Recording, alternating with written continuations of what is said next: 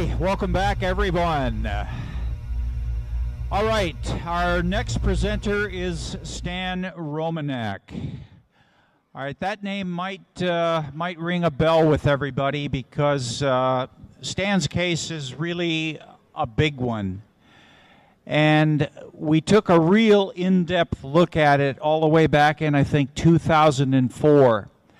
And it's as valid today as the day it was done. 4 full hours on his case with Stan and Deborah Lindemann and Dr. Jack Kasher and Dana Tebow. Major presentation. Why? Because it's a major case. It has everything. It has photo evidence, video evidence, witnesses. And here's the thing. Rock solidly established, I think, 2004. But guys, there's been stuff happening all the way from 2004 until this very day. Get ready for a ride. Please welcome Stan Romanek.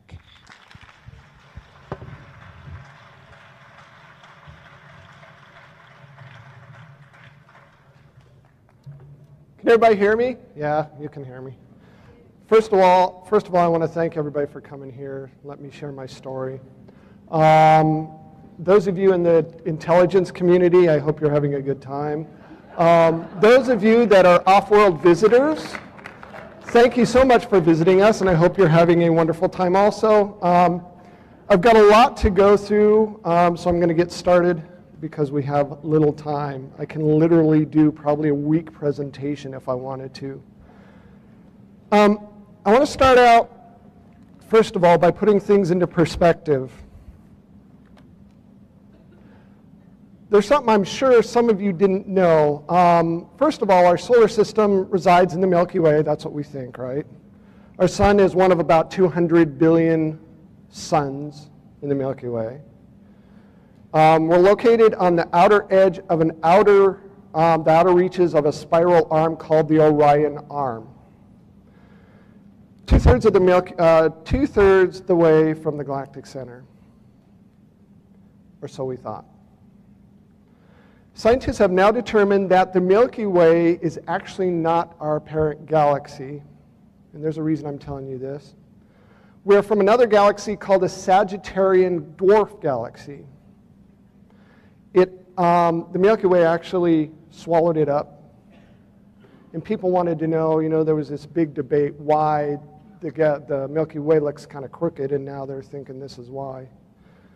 A little schematic here of where the Sagittarian is and where the Milky Way is and where we are.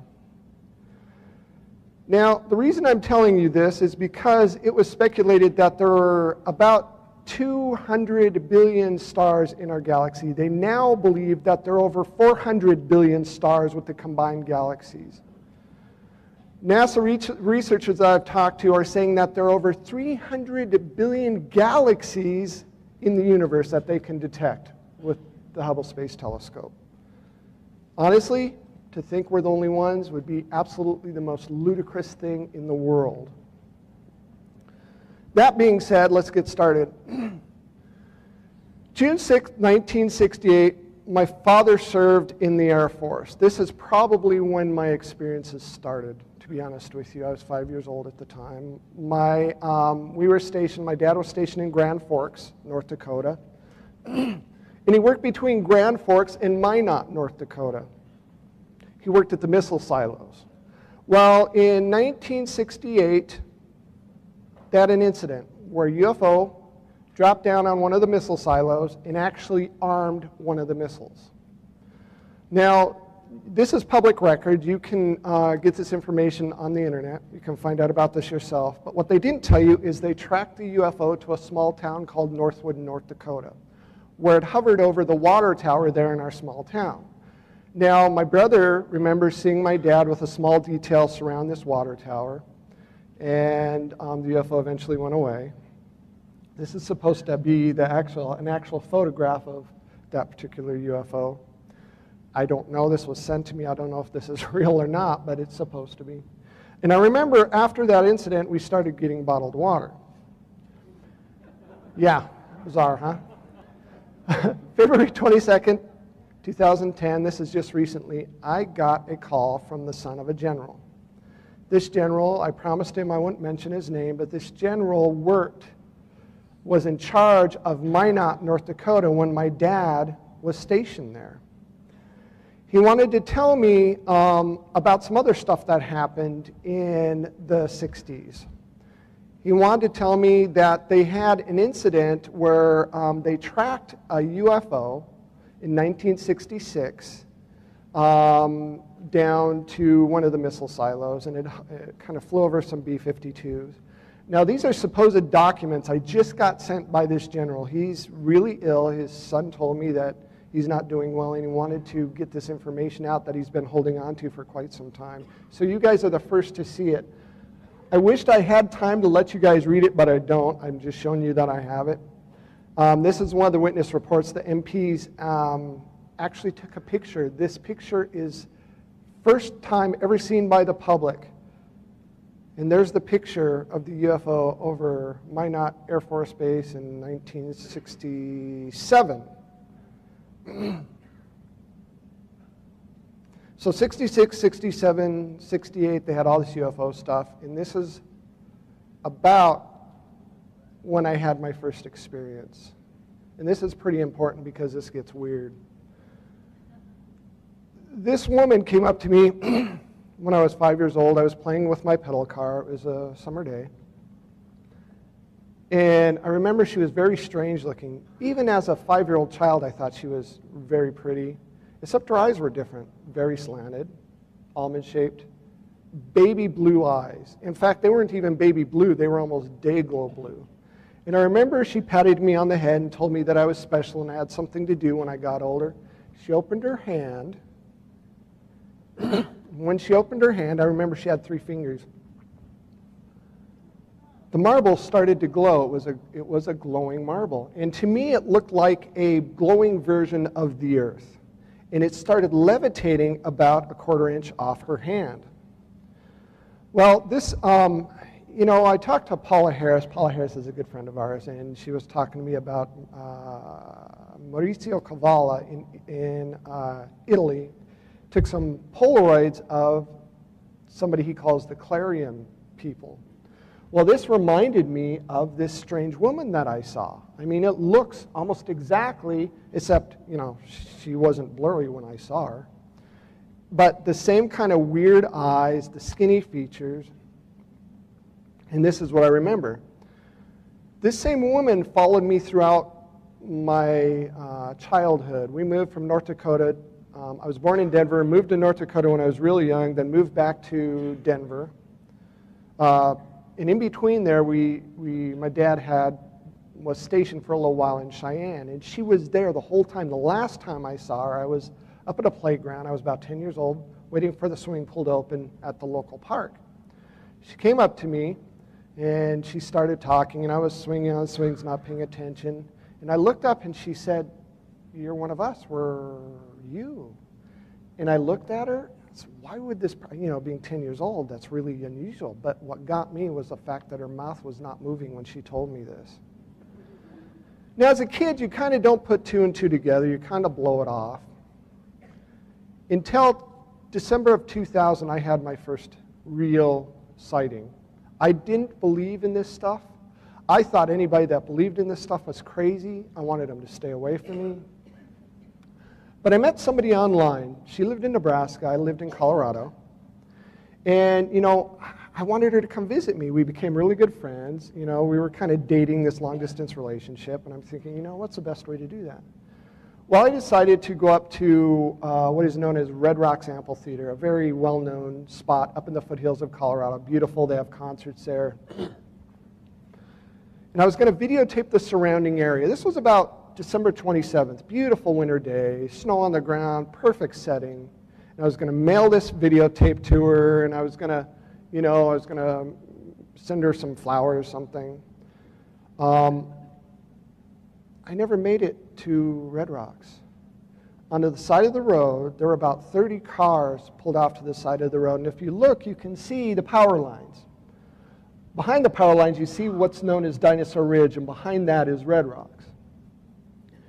Above the power lines, I'd say probably a good anywhere from 60 to 200 feet. Kind of hard to judge distance when you're afraid.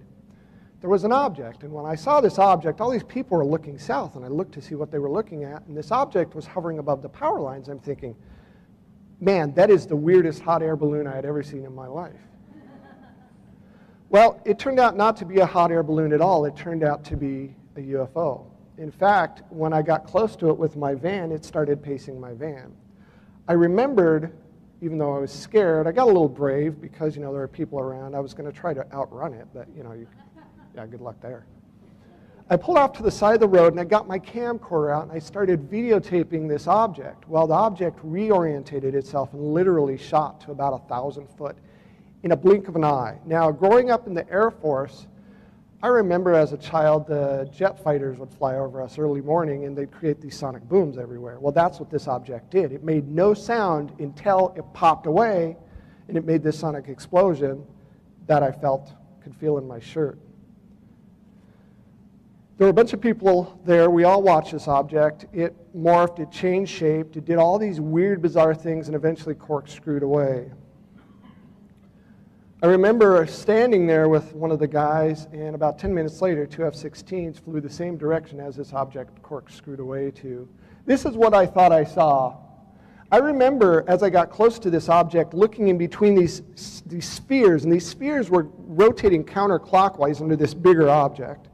Was the blackest black I'd ever seen in my life. In fact, even today, I've never seen anything that black. It looked like if I got close, I could have thrown a rock into infinity.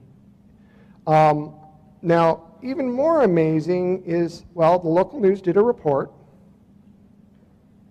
Hopefully you can hear the sound. A UFO sighting near Red Rocks no Sunday right after the X-Files on Fox 31 News. A Lakewood man sees something unusual in the sky, grabs his video camera. I noticed something kind of just right above the power lines. A UFO, an expert says. This is nothing like any other UFO video I've seen. Judge for yourself, Sunday on Fox 31 News at 9 o'clock. I became the UFO guy. I mean, I got to know these people personally because I started having so many experiences. Shortly after the news report aired, I was contacted by someone that was stationed at Nellis Air Force Base. Well, I didn't know this, but somebody at Nellis had tracked this same object. It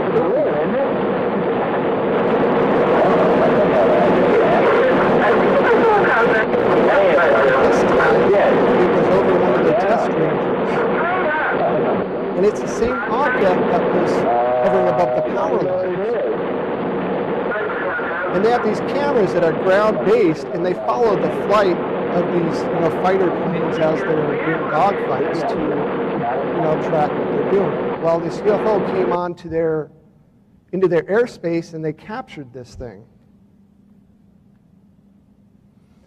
Now, that would have been fine with me. I didn't really believe in this stuff. I got it on video, and I was, I still wasn't sure. I didn't know what to think. Could it be some military experiment? I wasn't sure. I had some business in Pennsylvania. This was September 1st, 2001. I decided to pick up my girlfriend, well, she's my wife now, Lisa, and we went to Pennsylvania with my best friend. On the way back, we were followed.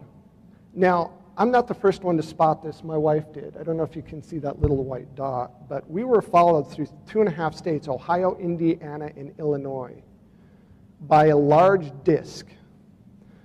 Every time we pulled over to try to get video of this thing, the darn thing would pop into a cloud, and we were playing this cat and mouse game through those states, and I was getting concerned.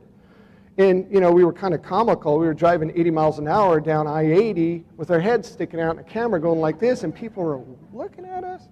But that's the only way we could actually get any video of this thing. And it only got weirder and weirder and weirder.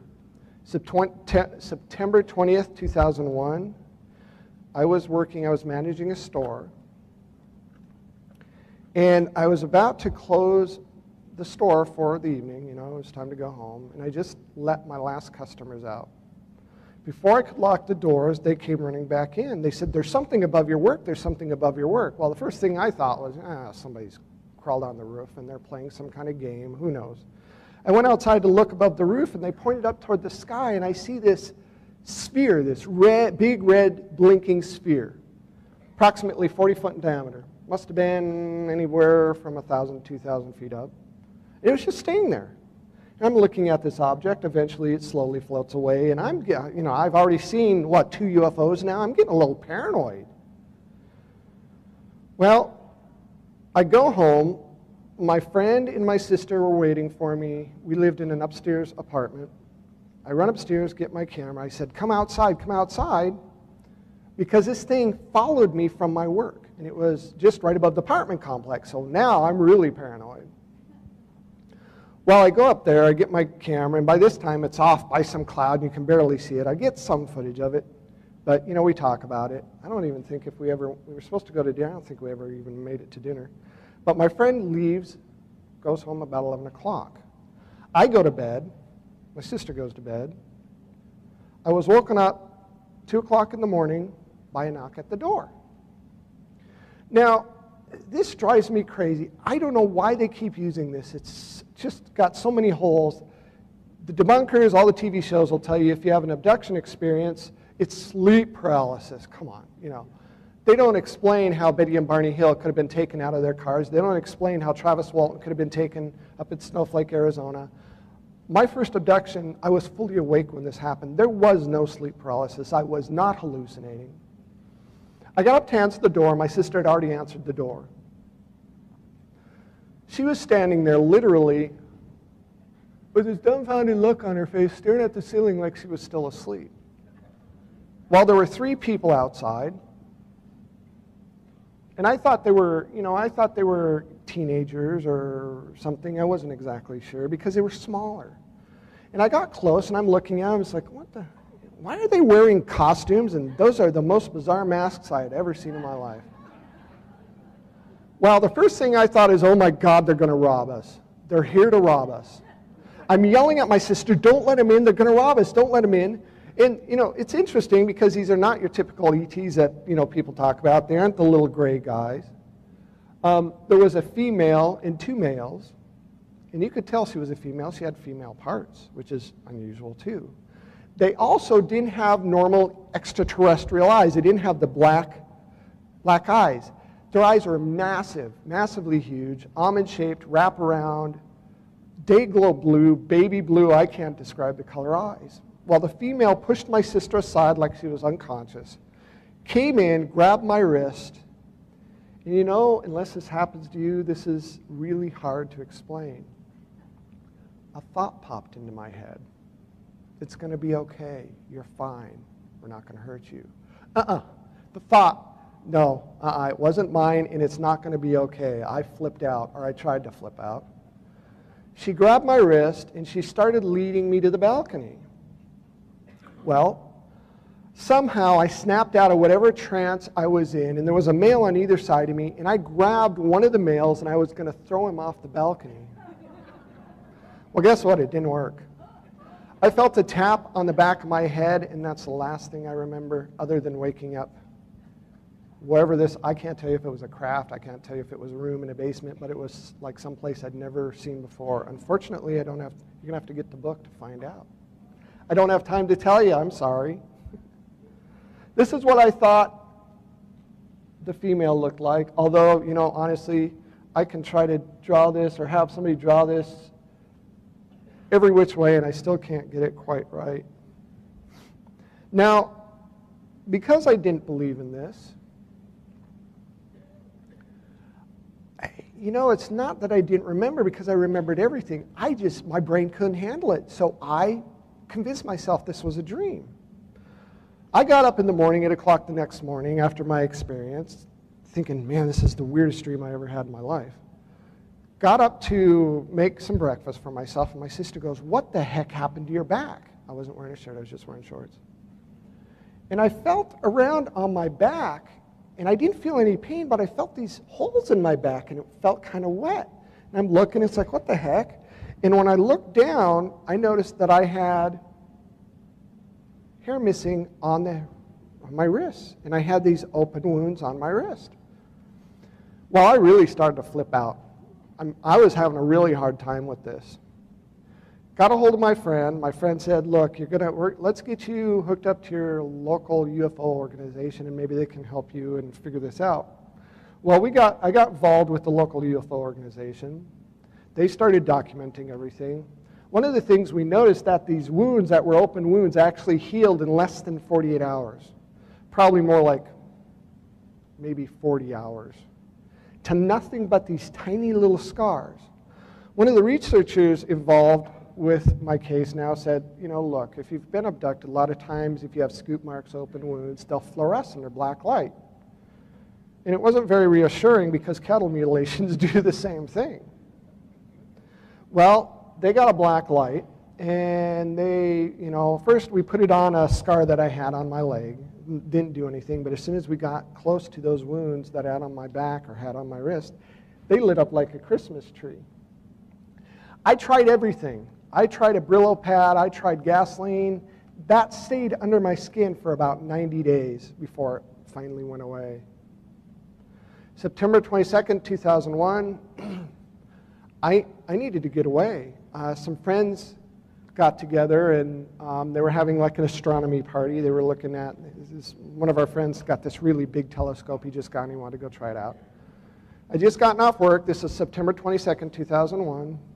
And I got off work kind of late and I was headed up to this park called Daniels Park. It's south of Denver. It's a nice area to go for night watching because you can see, it's high enough that you can see everything around it, and it's far enough away from Denver that you could still see the pretty lights, but it's dark that you can see the stars. I drove up Daniels Park fairly late. I was headed up the dirt road toward the park. All of a sudden I see this red flashing light. The whole area was being lit up by this red flashing light. First thing I thought was, I have my blinker on. Shut my blinker on, the flashing kept happening. But it was real fast. And it lit up, and it reminded me of the same flashing that I saw on the UFO above my work, just, a day or so earlier.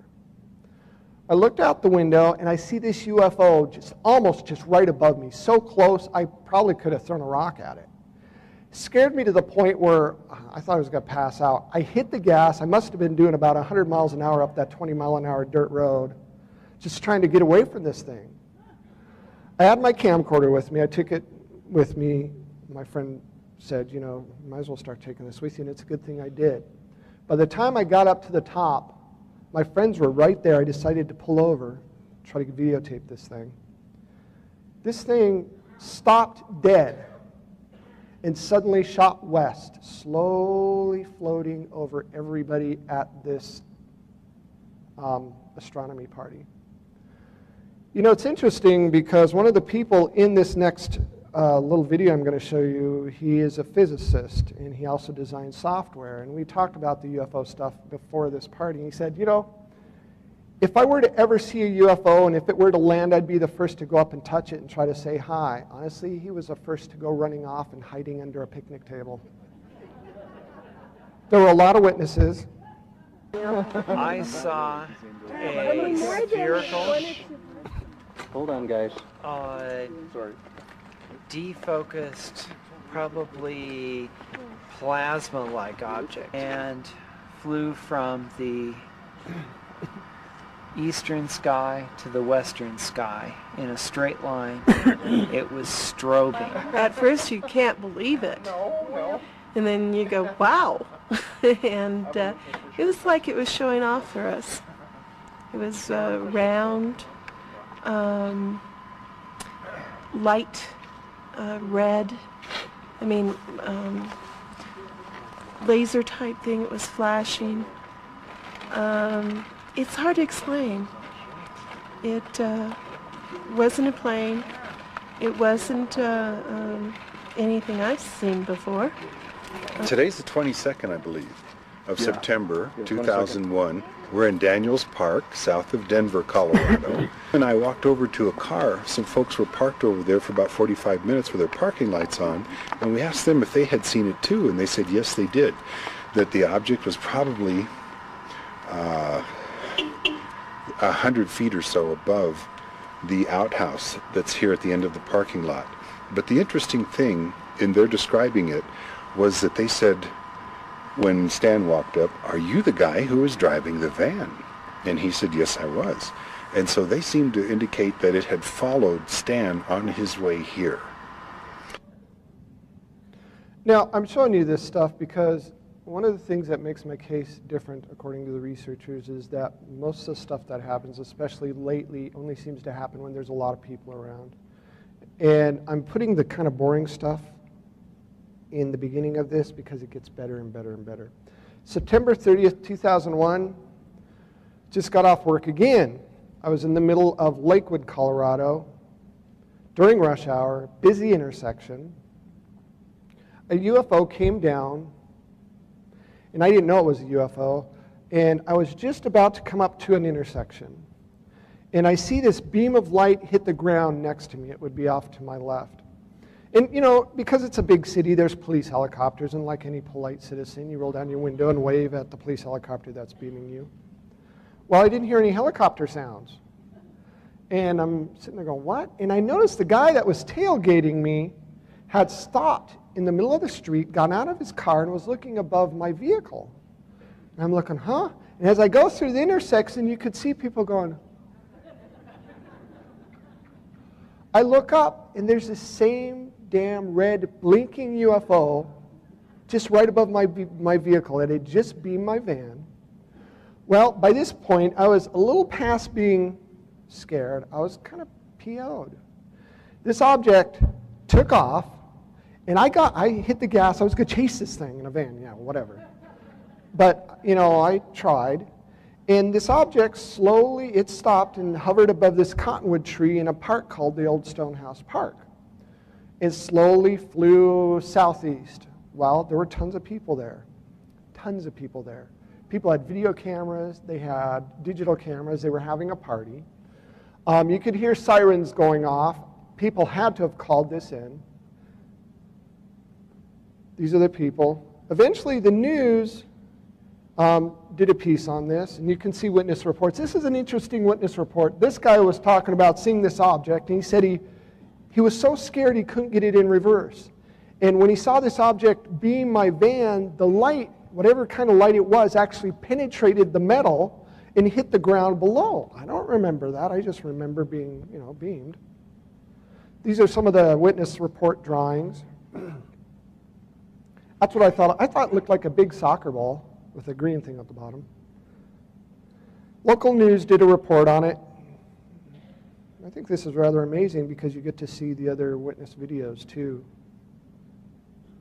UFOs over Lakewood. Whoa! Tonight, right after the series finale of The X-Files on Fox 31 News, many saw it. You guys saw it too?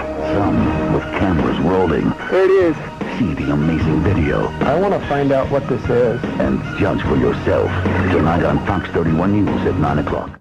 Thanks for staying with us on this Sunday night in the Rockies. I'm Ron Zapola. And I'm Phil Keating. Dozens of people saw it, too, caught it on videotape, but no one's sure exactly what it is. Another unidentified flying object is seen hovering over Lakewood. As Fox 31's Kim Posey tells us, the witnesses are looking for answers. Whoa!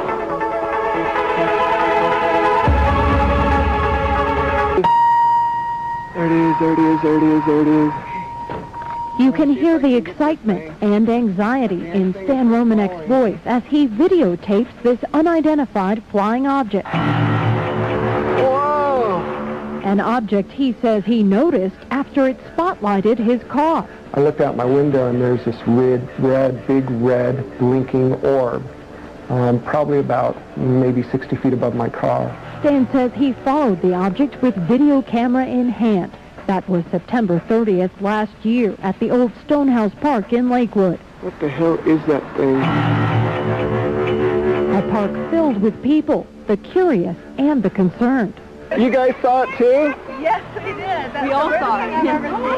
Wow. This group was having a birthday party in the park. Her daughter's yelling, aliens, aliens, and we thought the kids were just playing, and then we looked up and I couldn't believe it. Geez, I'm shaking like a leaf. The other thing was right in front of my car. I was chasing it down the road. This is what they couldn't believe. This is a second videotape. A tape a woman at the party shot. Same object, same question. You think it's an alien? I don't know. Numerous people reported seeing the object to the National UFO Reporting Center.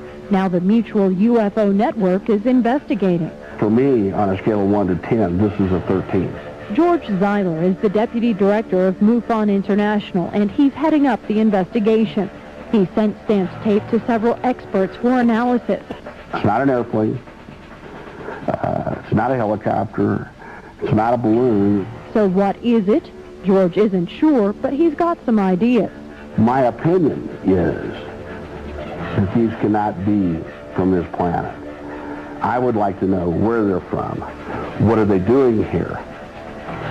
Why are we of such interest to them? We or Stan? George wonders if he could be a target. Whoa!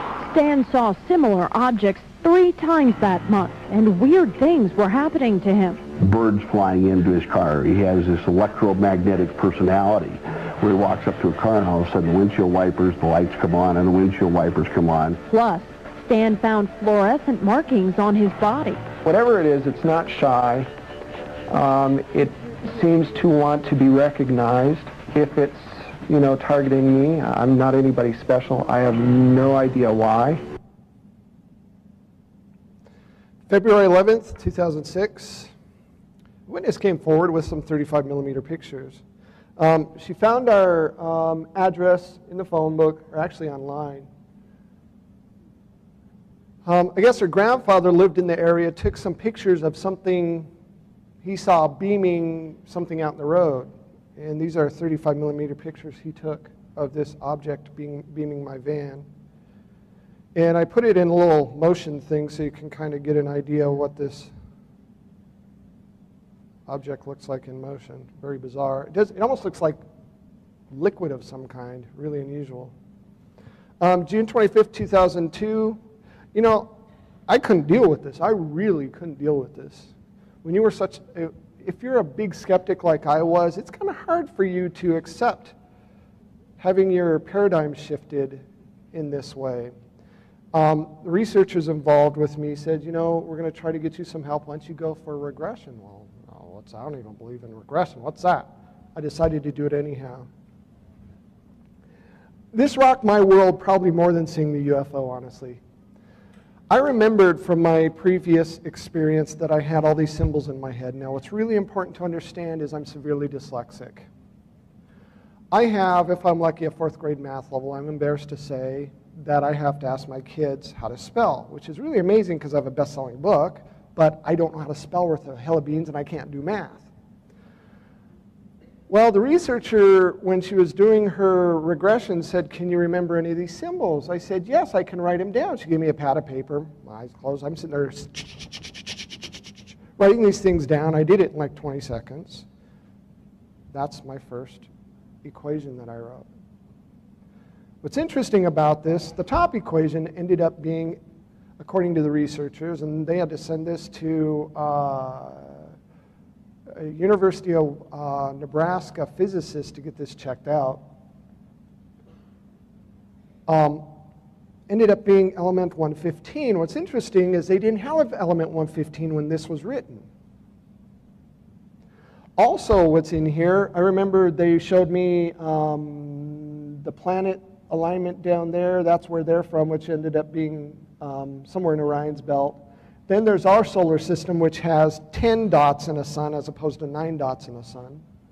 And then formula for Drake's equation, times 100. I don't know why I wrote that, but I had put times 100 because that's what I remembered. Interestingly enough, 2 years later, somebody sent me a clip that some Russians, I think they're Russians and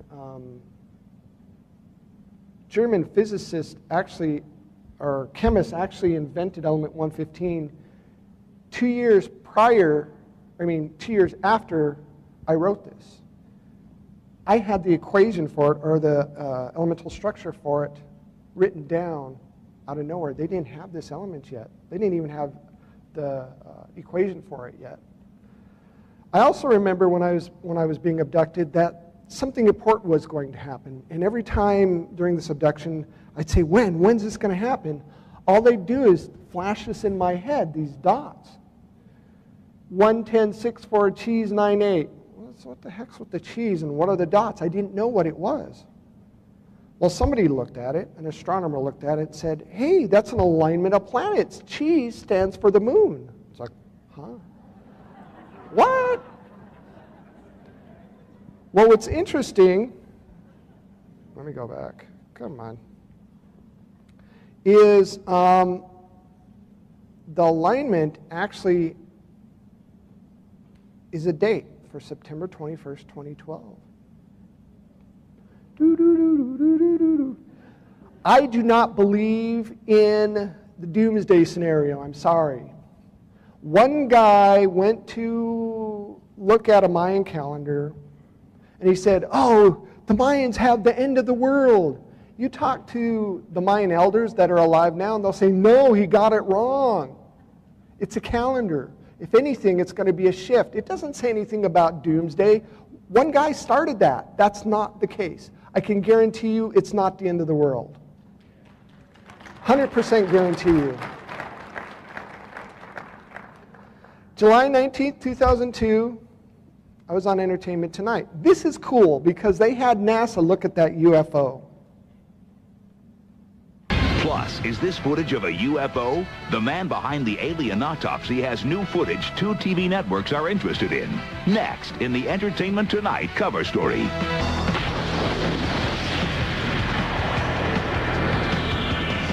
From the humans who brought you the alien autopsy comes mysterious new video that could be a UFO. Our Leonard Maltin reports on Hollywood's obsession with extraterrestrials and our Entertainment Tonight cover story.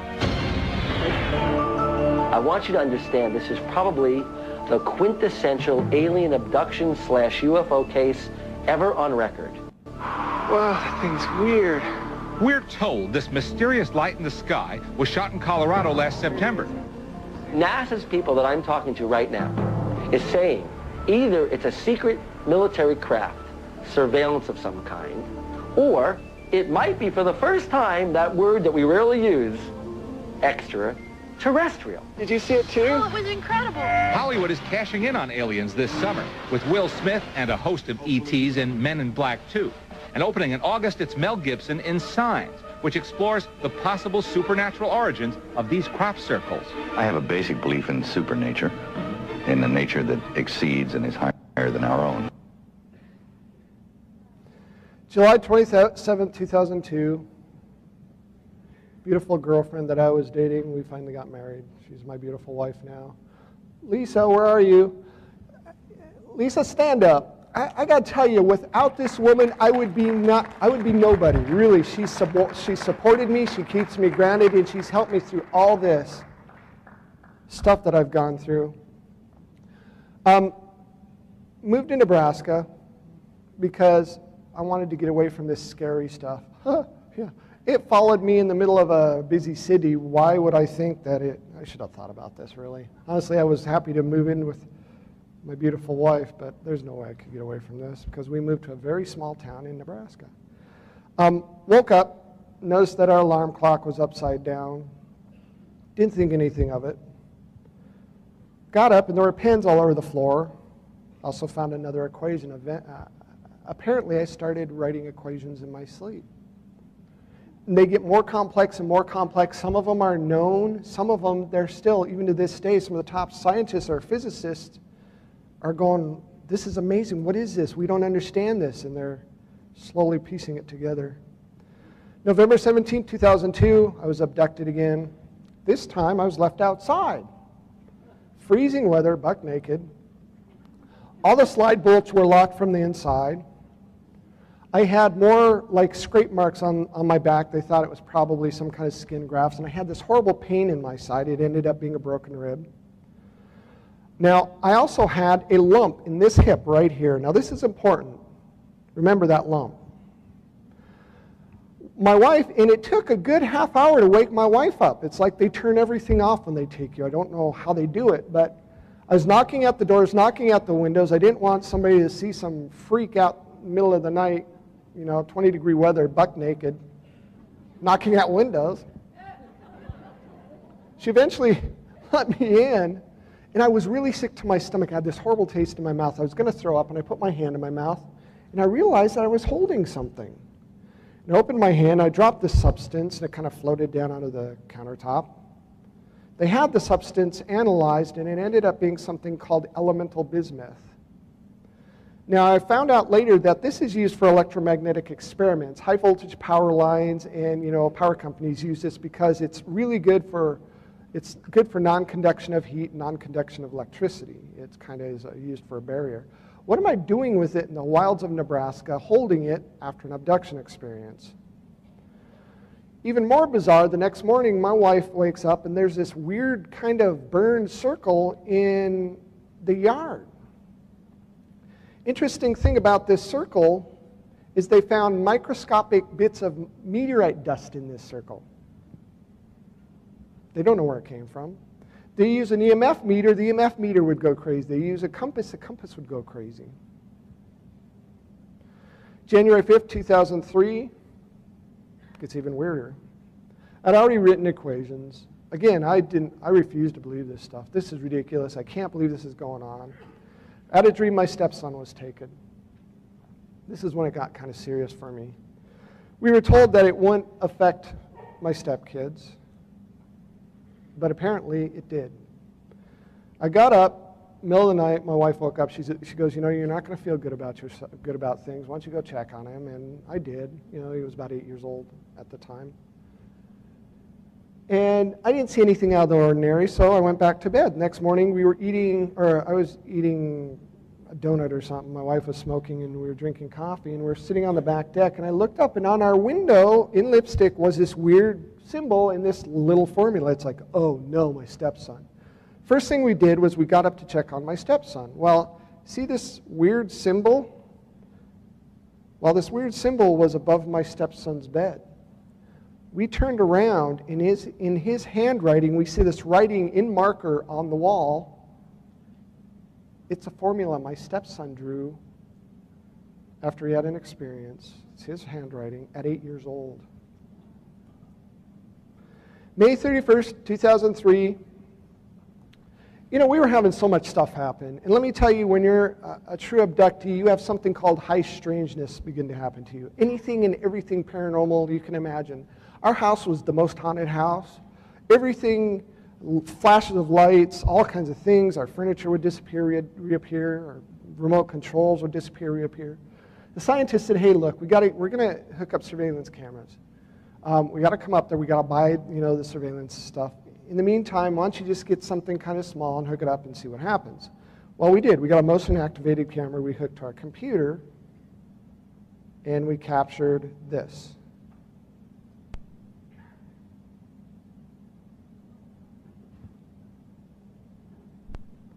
The debunkers will say, oh, that's a laser light. Okay, really? Okay, I want you to look at this. Look where the doorway is. And you can see that the object is actually a three-dimensional object. It stops, changes colors, and in the original video, you can see the light reflecting off the TV as its object passes by the TV. And it goes down to where we're sleeping, which is really creepy. July 17th, 2003. I don't know. How many people have seen the alien in the window video? That's all over. Okay, raise your hand. This got me on the map. I thought we had a peeping Tom. The reason I showed this video to begin with was there's something that's being started in Denver called the Denver ET Initiative. It's a ground roots effort to try to get the government to admit that ETs are real and to try to do something about it at the ground roots level. I let these people use this video for the press conference to try to get things rolling, and let me tell you, they went nuts. I was on Larry King. I've been on just, I don't know how many TV shows, how many radio shows over this video. How this video got started was, I thought we had a peeping Tom. I got up in the middle of well, it was late evening, let's say. I was watching TV. I got up and I see movement out of one of the windows. It's like, who's looking in our window? I ran outside, nobody was there. Next day it happened again. This was going on for about a good 2-3 months. I called the police. I let all the neighbors know. We set up little sticks and twigs underneath the windows so if he stepped on them, we could hear him, and I had a bat by the door. I have twin stepdaughters, beautiful stepdaughters. They're 21 now. They were young teenagers at the time. I thought this was some kind of pervert. Well, one of the researchers involved in my case said, hey, you got a camera. Next time you see movement outside of the window, why don't you set it up and walk away? I did. It says no video, but that's okay. It's already all over the internet. It doesn't matter.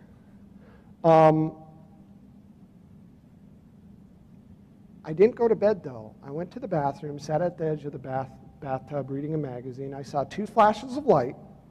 After the second flash of light, I looked out, and I see this little figure pop down. It's like, yes, I got him.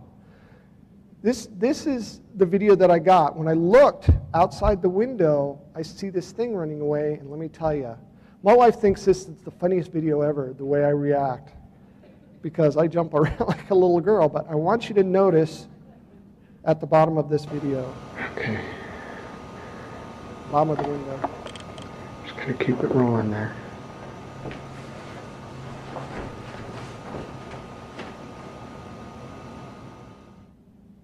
There's a weird little flash. Nobody knows what that is. Pause. For some reason I'm prancing around. I don't know why I did that.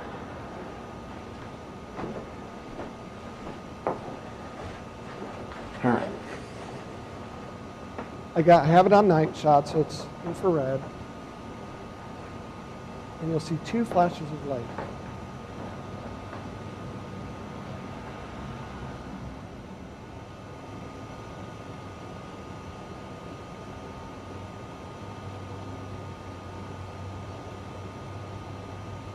And I'll pause it on the flashes.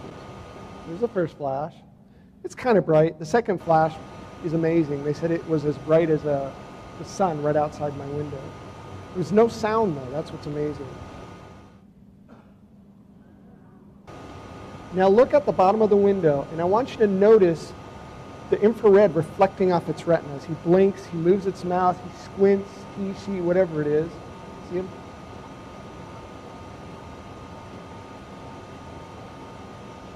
We named him Boo.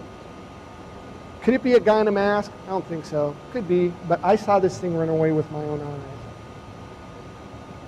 The debunkers will say, well, they come thousands of light years. Why are they looking in your window? How the heck should I know why they're looking in my window?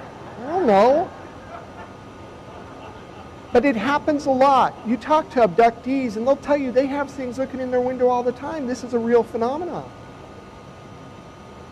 He pops up again, pops down. God, I think I saw the little bastard. They say, I saw the little bastard. I see this run away, and it looks back at me. Oh, what is that? Yeah.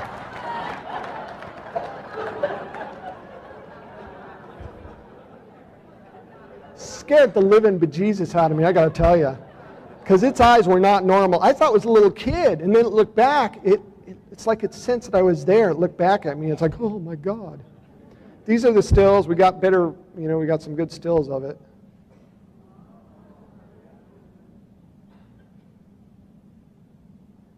September 5th, 2003, a researcher and documentary filmmaker installed surveillance cameras.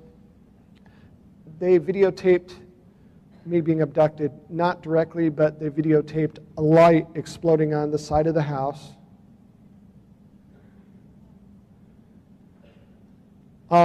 By where the surveillance camera was on the side of the house, the grass looked like it started like steaming or something, and these weird little bubbles started coming down, and suddenly the camera got disrupted and turned off. There was a strange beeping sound that you could hear, and what sounded like off in the distance like my stepson going, Mom, Mom. They analyzed this and found that it wasn't my stepson, it was some mechanical device that they used. They think they used this voice to wake me up and to get me to go outside looking for my stepson so they could take me. But here's a little bit of information about it. The sound.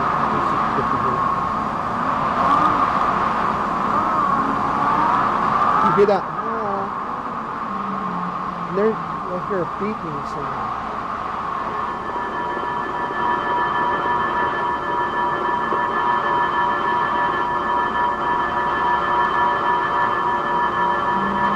Beeping is important.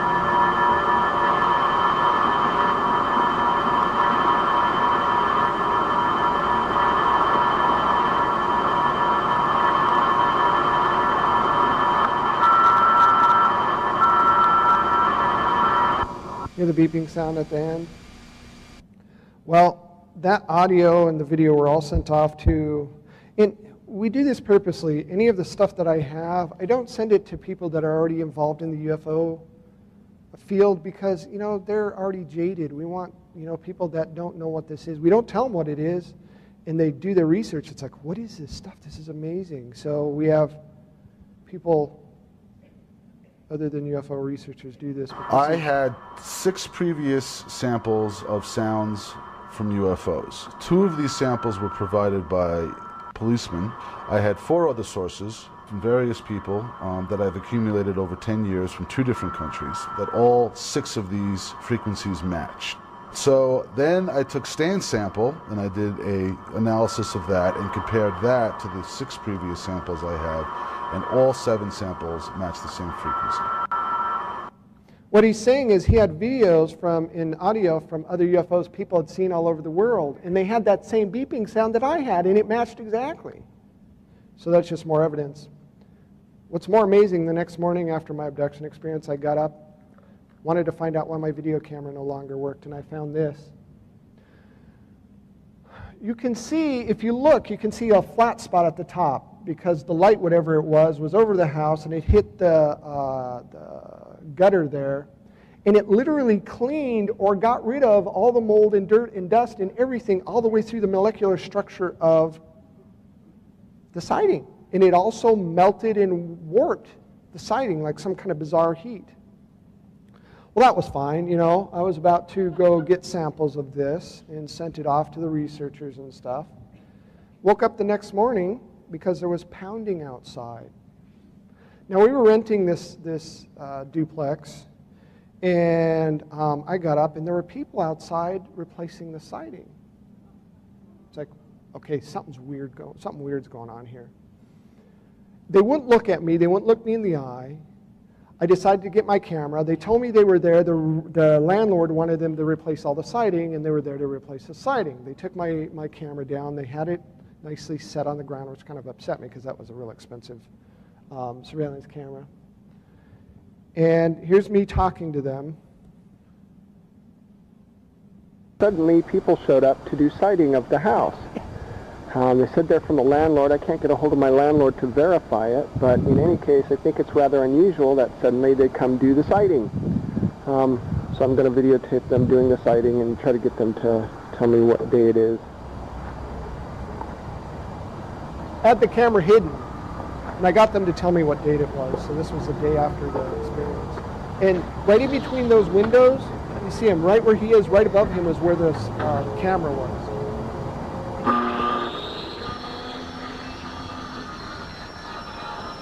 It says Bob sighting from Grand Island, Nebraska. That's what it said on the wall. Hey, what's today's date? 8th of October? Never look at me, not once. I try to get in front of them to make them look at me, and they turn away.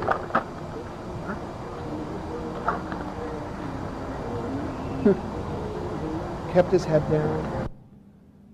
Well, all of a sudden, I went in, I grabbed a piece of siding. I asked them if I could take some of the siding because they had siding laying all over the ground. They said, absolutely not. You can't take one piece because we have to prove to your landlord that we did all the siding. It's like, okay, I knew something was up then. While they weren't looking, I grabbed one of the most important pieces where the camera was, took it off. There's nothing he was going to do about it. Anyhow, there's nothing he could do about it. He didn't see me. Called the landlord. The landlord was on vacation. About an hour later, I heard a shop vac going. I looked out the window. They were shop vacuuming my yard. What in the world? They got in their truck, drove off, waited for them to come back because the only place they replaced the siding is where I had the UFO beam my house. That's the only siding they ever replaced. I finally got a hold of my landlord. He said, I didn't have anybody replace your siding. We called that number that I wrote down on the side of the truck. No such thing, no Bob siding anywhere. Scientists analyzed the siding.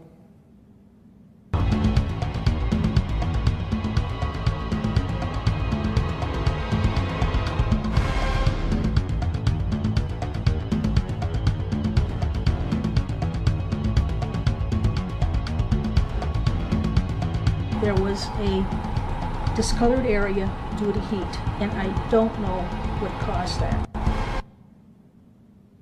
October 20th, 2003, had a strange dream about squares. Just write stuff down. February 13th, 2004.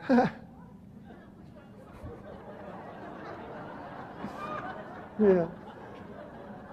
Oh my God, this is really important. Funniest thing, I mean, how funny can it get? You have to make fun of this or else you'll go crazy. I had a dream that my wife was being messed with. Woke up because I dreamt there were little grays shoving something down her throat while she was laying in bed. She woke up coughing. That woke me up 2 o'clock in the morning. I got up to go to the bathroom, and I couldn't move. I was literally walking like this.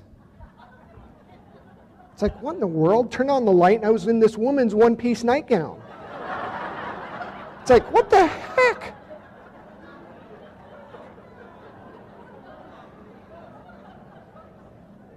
My wife laughed for hours and hours and hours. She goes, that's not mine. I go, what is this? She goes, tell me this is yours. It was dark. She goes, I can't see anything. Turn on the light. I turn on the light. She's laughing hysterically. It's not my stepdaughter. It's not my wife.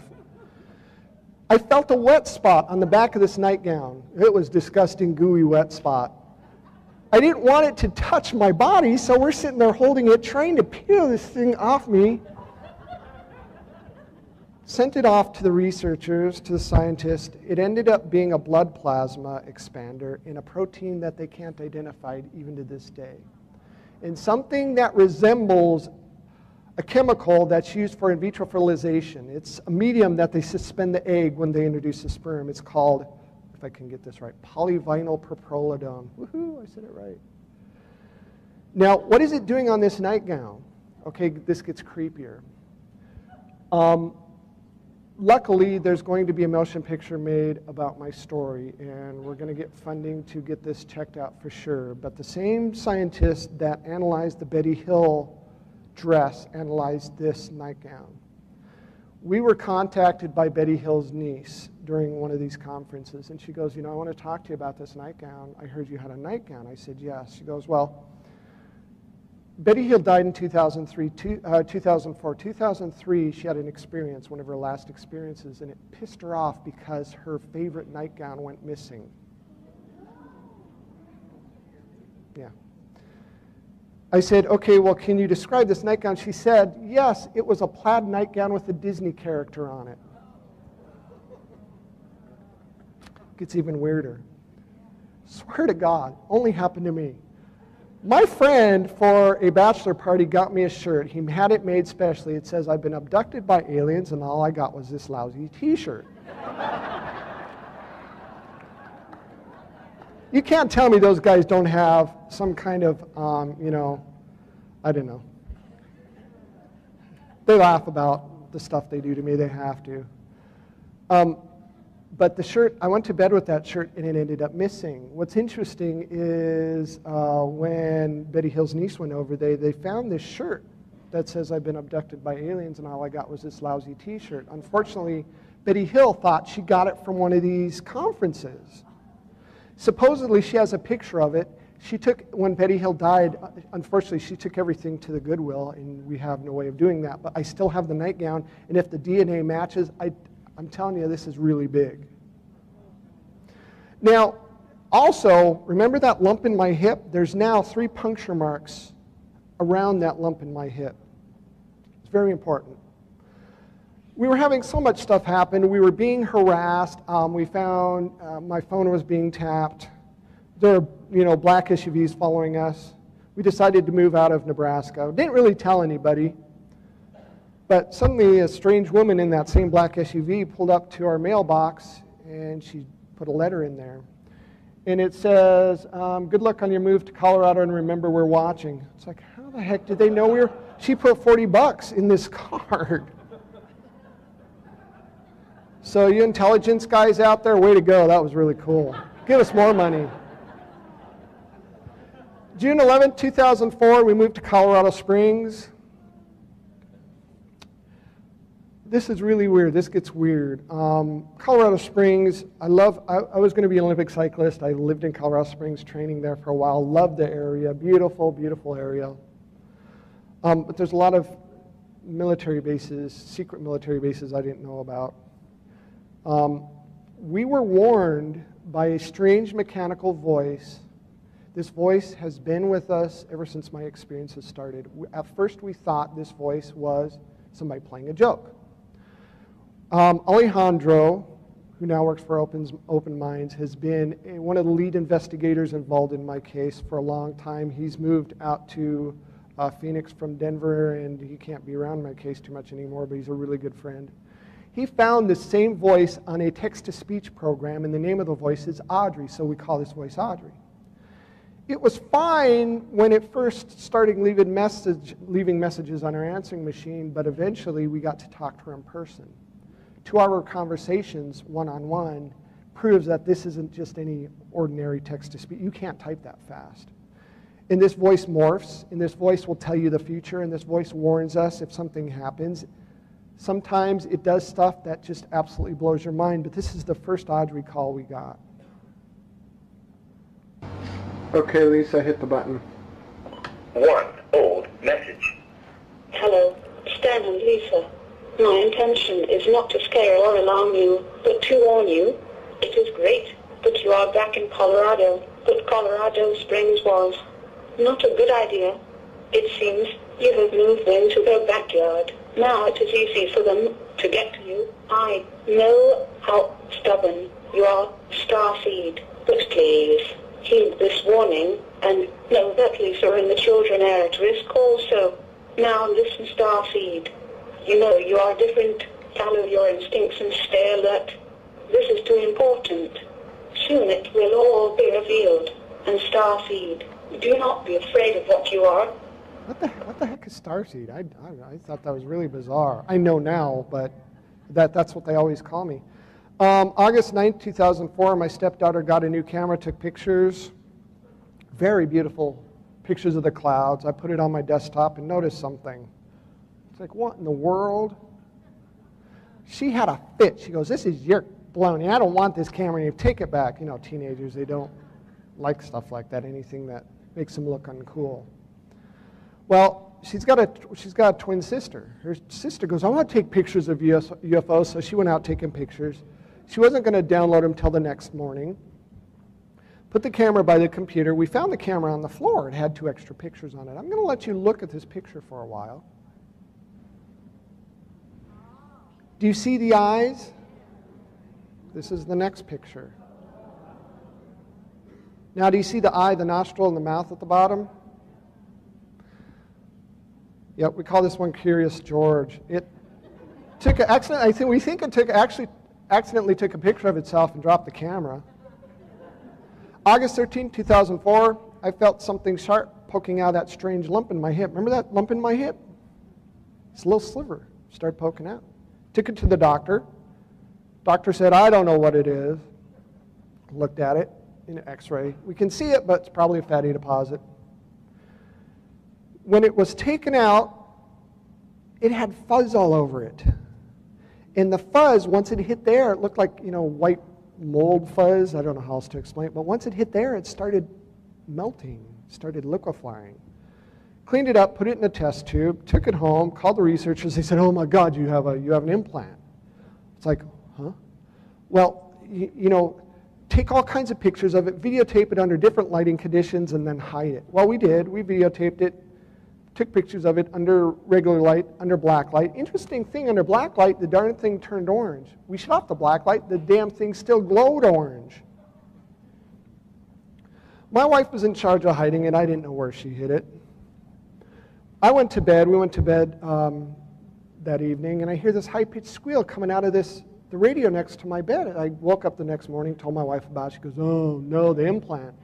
She hid the implant in the test tube in the back of the battery compartment. We took the battery compartment, opened the battery compartment, and we found that the implant in the bottom of the test tube were blown to bits.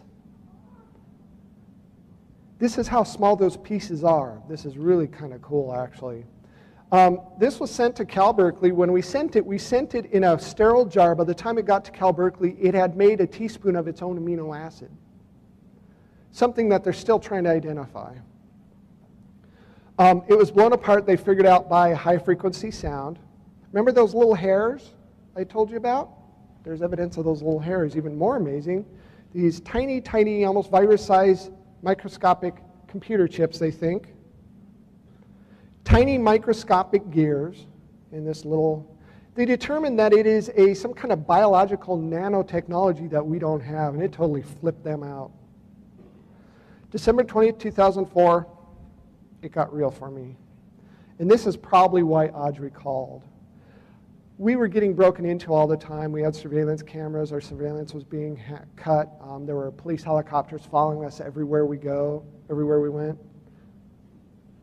I worked pretty close to home. I rode my bike. Didn't really need to drive my car. I had 4 guys in a black unmarked SUV pull up, started saying something to me, but because we were behind other cars stopped at a stoplight, I just ignored them. I thought they were drunk soldiers.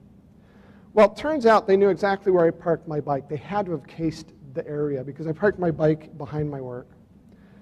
They cut me off and they said, you need to keep your mouth shut. I said, I didn't say anything to you. They said, you know what we're talking about. And I could hear them talking about the ET stuff. I said, look, guys, this isn't my fault. I'm not going to stop talking about it. We got in a fight. They started doing their karate kung fu moves on me.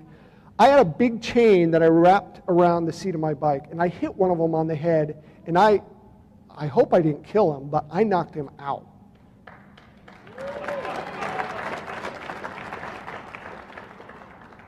I felt a tickle on my back, and I hit the dirt. They actually tased me. By the time the police got there instantaneously, people were driving by as this was happening. One guy even tried to follow this black SUV, but they sped away. This is what I ended up with, a broken nose and a broken wrist from the experience.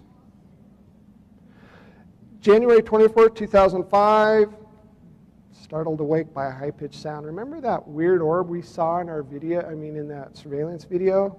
This time I saw it with my own eyes 3 feet from my head when I woke up, and I went, oh! I swore. I went, oh, crap. And the thing just darted out the room. I got my video camera, and I went looking for it, and it is...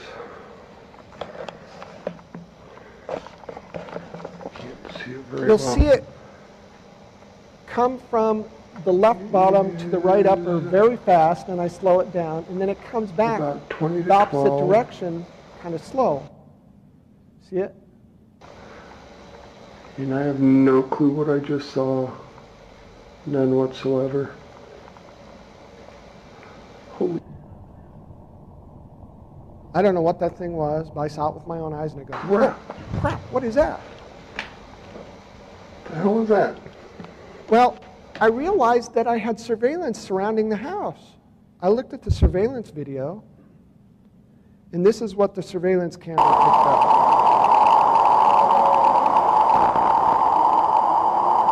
Now it goes in the house, comes out the side, out the wood, and weaves in and out of the, like it's the wood's fabric or something. It's the craziest thing, and it disappears, disrupts the camera, ends up in the top window, comes down through the wood of the side of the house, and it's just weird. February 19th, 2005, our van mysteriously broke down. We were coming back from Colorado Springs to Denver, about 80 miles. We stopped at a hamburger place. This white car drove by very slowly, and suddenly our car stopped. 2 hours later, we got it to a mechanic. He said, was your car hit by lightning? It's like, how could it be? It's a sunny day out. He said, it looks like all your electrical system was fried. This is important. Now, I'm not going to show you the video because there's going to be, in fact, I'm going to have them come up briefly talk about what they're doing with the documentary or with the feature film. but they're going to show this in the documentary. I'm showing you stills, but the video is quite amazing. My stepson had friends over, and they hacked into my computer. My computer was always being hacked into, and it was about 12 o'clock at night, I'd say, and I woke up because I heard a noise, and I'm, opening my eye, just sitting there, and I see this naked figure run into the kitchen.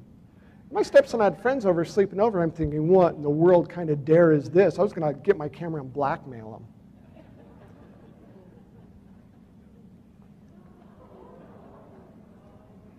You should see the video. It's quite astonishing. I was just about to shut off the video. I went upstairs to their bedroom. They were still asleep. They said, something woke us up. We don't know what it was, and they were still kind of half asleep, half awake. I was just about to shut off my camcorder, and I see this thing peering at me.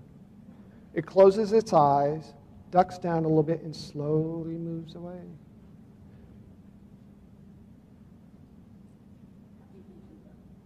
Here, I'll do it again so you can see it. Closes its eyes, ducks down, and slowly moves away. I went from the kitchen to the dining room, back to the kitchen, back to the dining room. When I go to the kitchen the last time, there are 5 flashes of lights on the windowsill. I woke up on the ground 45 minutes later, the same time my camera started up by itself. Only remember seeing flashes of lights. I had no idea that I just had an experience with a little guy. I had to look on the videotape to remember what happened, and I still kind of don't remember. My surveillance cameras didn't work. Couldn't figure out why. It's like, yes, we got one of them on camera. Well, I went to go check out these $500 a piece VCRs that were installed, and there was a burn mark in the top of the first one, in the bottom, into the next one, through the cupboard, out the side. We don't know how they did it, but we opened the VCR, and see that top left one? There's a little kind of blob. That's a ceramic diode. Ceramics usually blow up at about 1,000 degrees, something like that. This is melted. How in the world do they do that? March 11, 2005, we received a greeting card or an envelope with a warning from Colorado Springs somewhere. It says, in their daily lives, all are braver than they know. Good luck. I've got to find my glasses wherever they are, or else I can't read this thing. It says, we have gone to great expense getting this to you. Maybe now you will believe that you must move. Do not release this to the public or contact anyone involved for your safety and ours. There's a government document with my name on it, top secret document. Department of Air Force Intelligence. Be advised, we expect Romanek to have a visitor soon. We will try our best not to miss it this time. Their closeness proximity is convenient to say the least. Also, HPM worked, van incapacitated. Mr. Romanek is smart and is stubborn and has a strong support system. It also seems that he is getting inside help. We will investigate. If Romanek stays at location, HPM can be used on residents and on parties involved if available. As you know, subject must be in range, and we will follow up as things unfold, but follow is spelled fallow. It's misspelled. Being dyslexic, I had no clue it was misspelled. But I thought this was a fake until I found out that HPM stands for high-powered microwave, and that's what they hit my van with. That's what they, remember my van died? Well, apparently they were using it on our residents too, and this is the result. And if I would have been smart, I would have got out of there, because every time this would happen, our feelings would heat up, but the speakers in our house, even if they weren't plugged in, would go off periodically. Okay, today is May 5th, 2005. We have problems with our speakers buzzing all the time, and I wanted to let you see and hear for yourself. This is our speaker.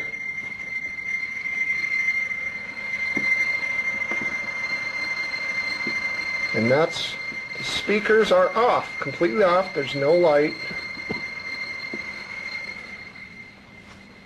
Go to the other one. Can you see? I don't know what the hell's causing all the speakers to go off like this.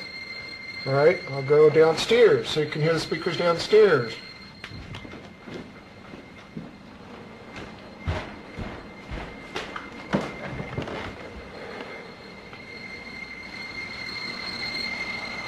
No matter where you went in the house, this had happened. Even though speakers that were complete. My stepdaughter had a ghetto blaster that was in the top of the closet unplugged, and it was doing it with that. And the higher you get in the house, the louder it got. Okay, I'm and I'll go up to the upstairs bedroom, and I want you to get a pattern of this thing. We'll get this before the power goes out, because the power usually goes out. All right. This is, you can already hear it. It's really loud.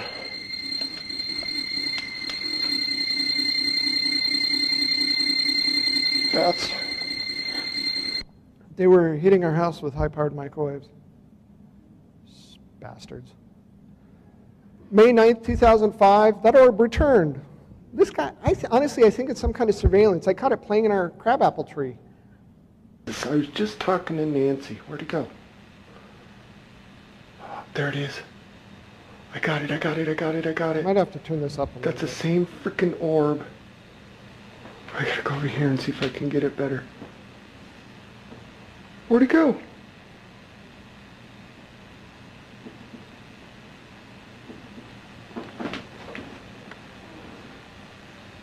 Oh my God. There's a fox out there too. That is the craziest freaking thing. Just sitting there. That's the same damn orb. Obviously, it wasn't afraid of my head when I was Maybe sleeping. It wasn't a fox. Maybe it was something in the sky. I just finished talking to Nancy. It's about 12:30, May 8th. Well, it'd be May 9th, 2005, I guess.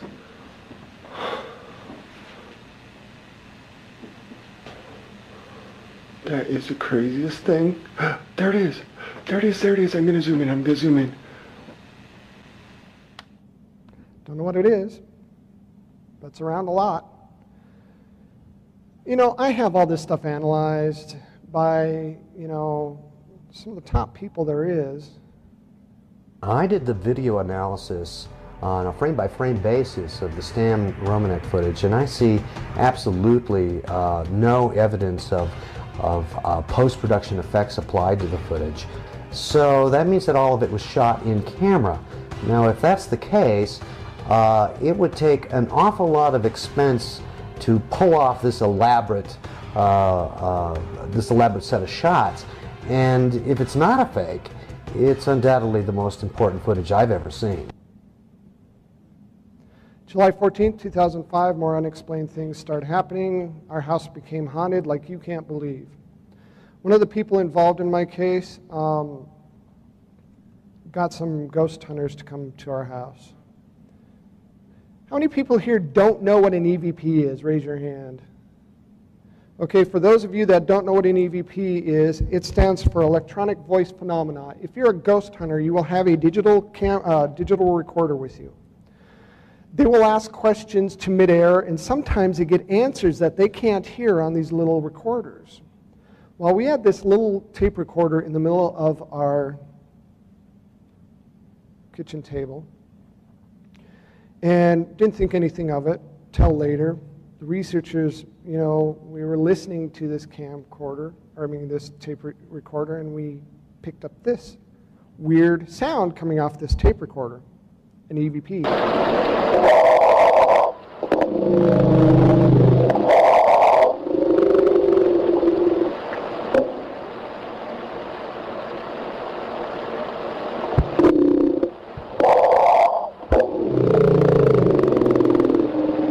My wife screamed and goes, "Oh my God, we have demons!"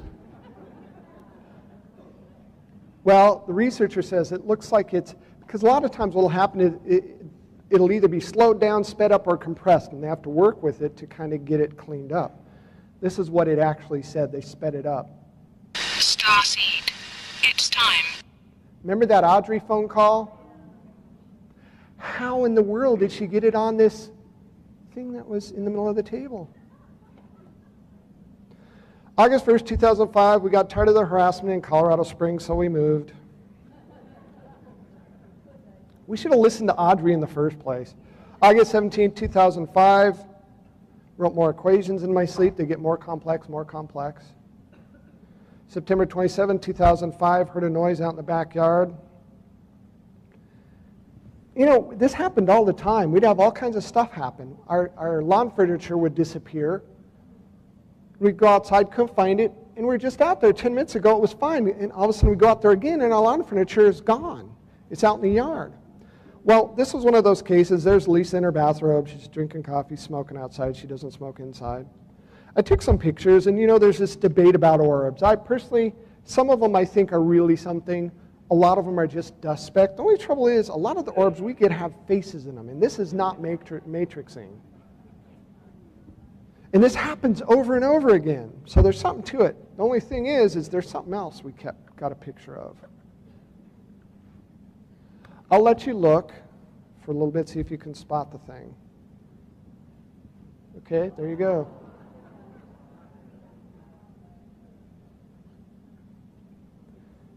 There's another one. I'll let you see if you can spot it this time. Do you see him? Let me see if I can get this thing working. Right, is this on? Yeah, right there.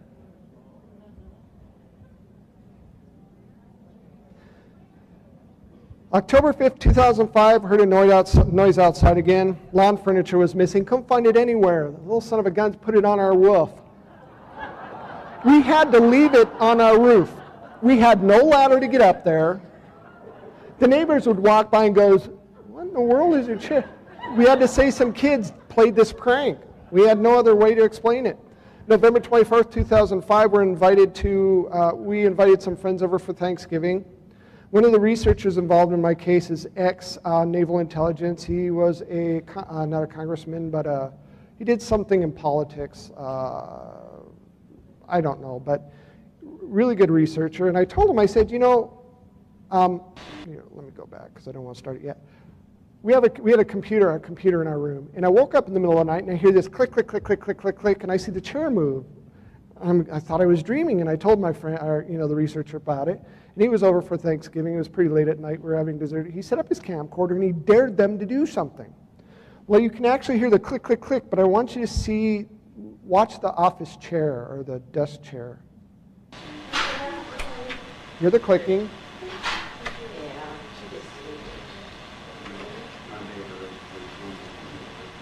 Yeah. Well, the researcher, he's so polite. We see that this happened, and everybody just so excited. He sets up the camera again. He goes, well, just listen to him. It's funny. Again, have a ball. Get playful. Be silly. Move a few things around over there by the computer. That was just great. Just enjoy your presence.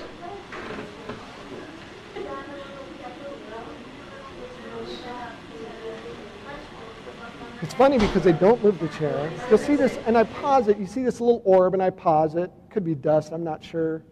Nobody's in the room, everybody's out. We made sure that we went in there in pairs to make sure nobody was doing anything. They didn't move the chair. They moved his camera. His camera was tightened down. Somebody had to put some force into that.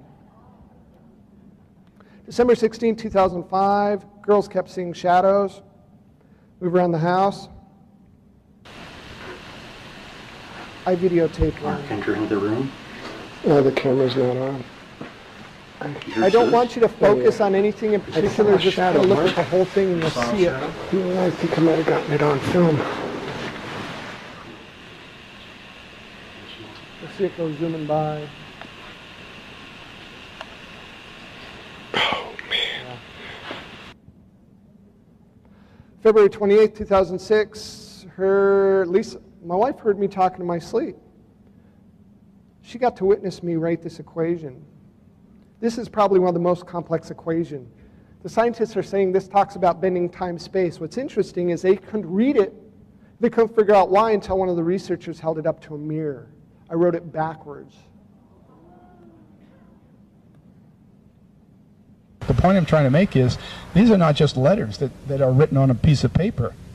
When Stan wrote them down, he really didn't know what they meant, but they do mean something. He could not have written them himself. I couldn't have written this one myself. Whoever wrote this and put it in Stan's, I guess I'm beyond trying to prove that it's not a hoax. It's not a hoax, and I could not have come up with this myself, so I don't think Stan could have either. What these equations show is how we can use electromagnetism to warp space and time. These are equations that Stan could never have come up with on his own. I can't even do long division. Isn't that sad? May 4th, 2006, this was important. For me, anyhow. I felt a little better about things. I was painting the eave of our house, fell off, tore the anterior cruciate ligament in a hamstring. I was supposed to go to surgery that next Wednesday. Tuesday, and there's the documentation that I really did have this injury. Tuesday, I went on a little trip. Lisa woke up. As typical with most of my abduction experiences, they somehow will blow all the fuses in our house, and our house is completely dark. Lisa woke up, and I was gone, and the fuses were blown, and she couldn't find me anywhere. She eventually got everything back on, and she found me in the middle of the living room, and we just went to bed. We were both kind of confused. Don't know why, I just went back to bed. My wife got up the next morning to go to work and found this circle in our yard, concentric rings.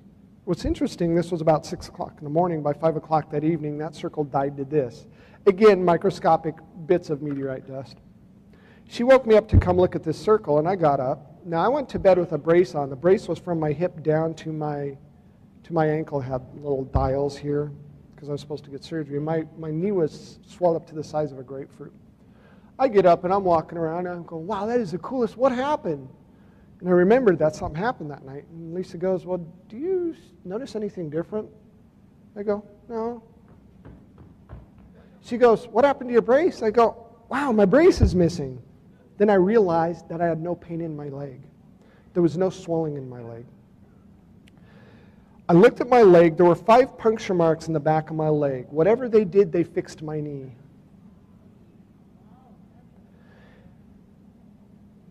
We found my brace on the side of the house. It had been burned to almost unrecognizable. Pieces of it were thrown in the field behind our house. Some of it was on top of the swing set, like it was thrown from a high distance. I like this one the best. I had to explain to the doctor why I didn't need surgery. This is real. This is all documented. She goes, I know you're afraid. She goes, if you don't get your knee fixed, you're going to be a cripple the rest of your life. It's like, you don't understand. I can't explain it to you. I'm just going to have to show you. She goes, well, I'll tell you what. I'm not there right now, but my associate's at the emergency room. Just go take it to him. My wife recorded the whole thing. I woke up at 3 o'clock. The swelling was gone. The bruising was gone. Everything was gone, and I could run up and down stairs. It was the creepiest thing. So if you lose power when you're sick, the next time everything's really fine? I hope so. We don't know. It's just really odd. We don't know. But where did you get the holes? It's a pattern, right? I mean, it's right in the line. It was there when I woke up at 3 o'clock. She woke up because the lights were out, I guess. I couldn't find him. You get up and sleepwalk a lot? No. We don't know what's going on. So. She went out to turn on, I guess the story is she went out to turn on the lights, and then I was in the living room wondering where she went.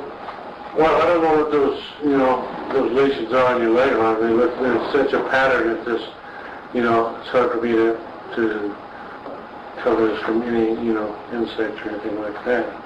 More likely, it could be the pressure. There's no rivets or anything on that immobilizer. The immobilizer's gone. It just disappeared. I can't find it anywhere. It just disappeared? It's gone. You were at bed? Yes, I did. I went to bed. It's gone. We looked everywhere for it. Where do you live? I want to go investigate. I don't know. But anyway, your exam is fine today.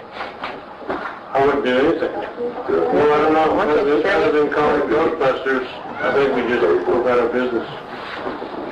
Well, he's got ghosts in his house, and they stole his immobilizer and put holes in his leg, and everything's fine. He's all healed up. And nobody can explain it. Hey, it saved us a hospital bill. Nobody can explain it. His Dr. Young is going to do, it sounded like ACL repair. Now everything's all fine and dandy. You know what I would do? I would go home, do your normal routines. Big mystery, I don't know.